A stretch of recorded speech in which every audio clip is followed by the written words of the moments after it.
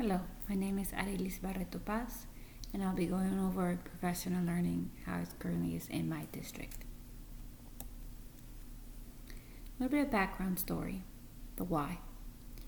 So as I've transitioned to this new role and I'm doing more professional learning, I noticed that when I was a teacher, there was a lot of repeated PLs, and most of the times it wasn't content or grade level specific. It wasn't flexible in a sense of every time I had to go to a training, they were on the same day and I couldn't go to the other ones.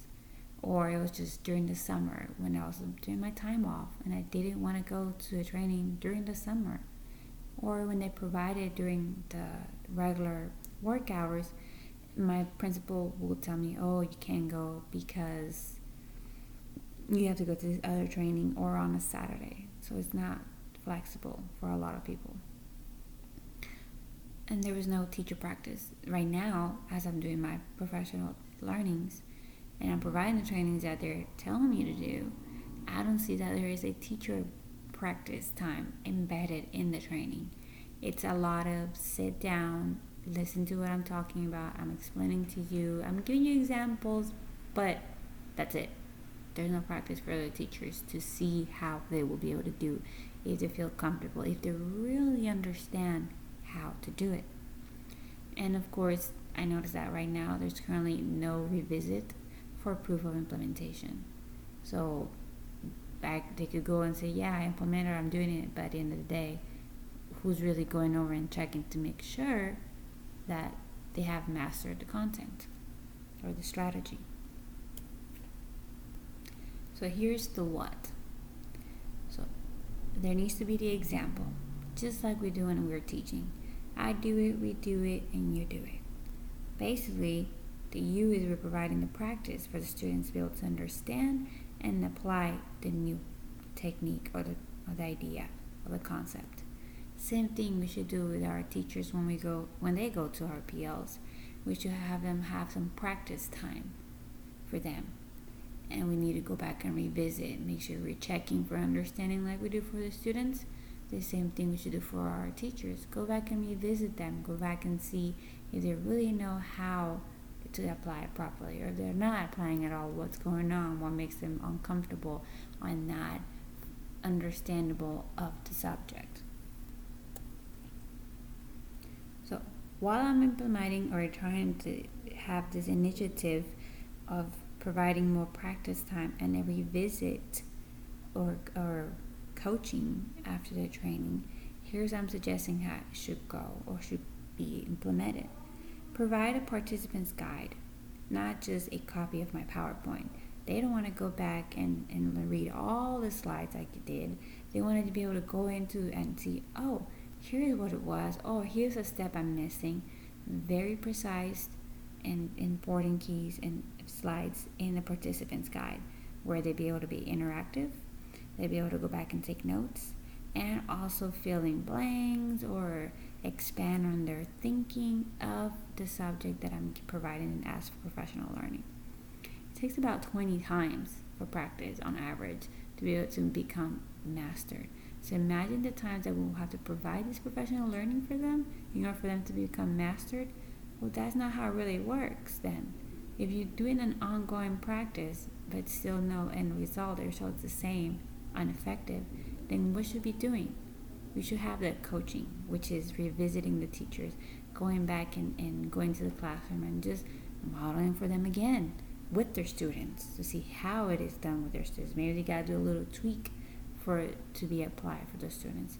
Or maybe the teacher just needed a little bit coaching on the side of how, oh, don't forget to go like this or do it in a specific way.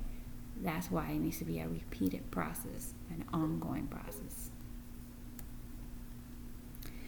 Professional development can no longer just be about exposing teachers to a concept or providing basic knowledge about a teaching methodology.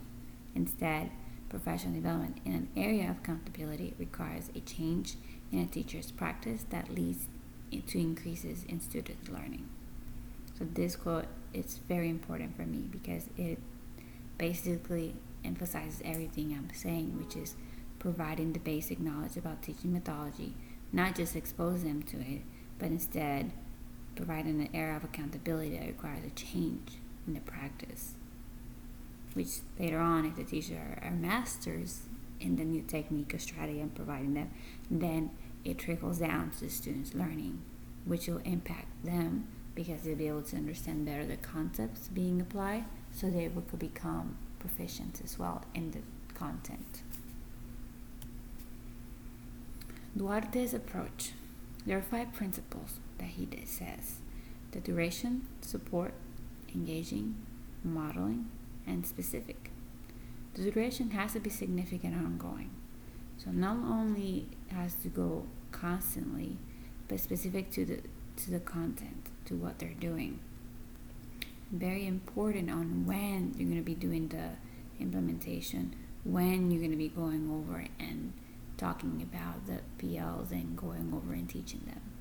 The support has to be during the implementation stage. That's the most important part, because that's where you need to make sure they know how to do it, the new strategy or technique, so they become masters, instead of making them comfortable in the first way they were doing it and then being totally wrong.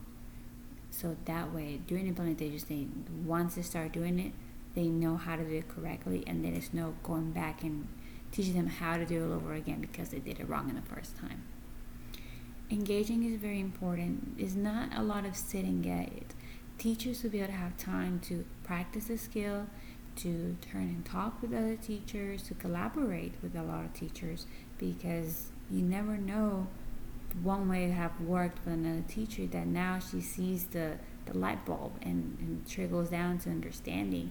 They should not just be sitting down at the table and just listening to me talk. They should be able to get up, walk around, and go and find a partner and talk about this, and go and find out another partner, and let's go practice this now. Now you practice with another partner. That's why it should be so engaging. Besides the modeling, besides me just doing it over and over again in the presentation at the training, I should be able to go back in the classrooms and model it for them. That's why Duarte's approach goes so well with my initiative, because it's the engaging piece and the modeling piece of not just modeling in the presentations while I'm doing it, but going in the classrooms.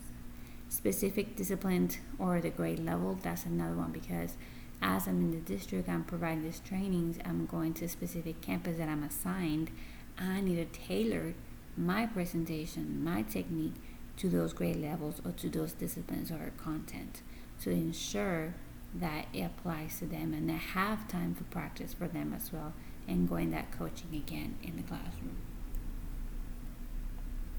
So, like I said, the duration, it takes time. Some studies have concluded that teachers may need as many as 50 hours of instruction, practice, and coaching before a new teaching strategy is mastered and implemented in class. So imagine how many times they need to practice, they need to go in. It's not just like, here, sit down, understand it, listen to me, and you're done. No, it needs to be ongoing. Support during the implementation stage. If school districts want teachers to change instruction, the implementation stage must be included and supported more explicitly in professional development offerings, as this is a critical stage where teachers begin to commit to an instructional approach. So, during that first stage, going in the classrooms, giving that coaching to the teachers as they're getting started, it makes it more acceptable for them to try this new technique that's probably may be out of their comfort zone. So if there's someone there side by side helping them out, they will feel more approach on going to more trainings and more offerings, because they know they'll get the support required that needed for them to implement the new strategy or technique. Engaging. After a little over a decade in the classroom, the average teacher in the district we study would have spent the equivalent of more than an entire school year of professional development. So that's why it's so important when they go to the professional development that they need to have that collaboration between teachers' time, the practice time, the trainings to be engaging, where they're getting examples and material and they're practicing, they're getting up, just like you would do in the classroom, should be done the same thing for teachers, because they're spending so much time at trainings. Modeling. Despite these efforts, most teachers do not appear to improve substantially from year to year, even though many have not yet mastered critical skills. So modeling is very important. Not just me doing it one time should be enough. Sometimes people just take longer of learning something, so they need more time, practice. They need more resources. They need more levels of modeling. So that's why it's key to go back in the classrooms and model it for them with their students, so they see how the students interact to this new technique or strategy, how to apply the new learning with the students. So modeling with the students as well will be very impactful for the teachers as well, and also they see how the benefits of it is. Specific to discipline or grade level. The results. Most teachers we studied do not appear to be improving substantially from year to year. So in the Mirage, it talked about that if the discipline or grade level you're given the training and it's not tailored to that grade level or that content or the audience, specific to your audience, you gotta know your audience. It won't be impactful. It will be a waste of time, not only for the teachers, but for the presenter too. So if you're giving a presentation, make sure that you include the audience when people are registering, so they know what to expect. Also, it's always good to know what type of audience you have at the beginning. Just ask around, okay, what grade levels I have, what content, to make sure when you're giving, providing examples and support and coaching, you know how to hit those teachers more effectively, and practicing with them so they see it and they know how to implement the technique using the grade level they are or using the content specific discipline that they're in. So again, I want to say thank you for this time that you had and you took to listen to me to learn of the new initiative that I want to embed in my district, and I'll be providing more feedback on how this goes. But now that I'm providing more support during my PDs of modeling and practice time, as well as going back in the classrooms and ensuring the teachers I have trained are implementing this new technique and discipline.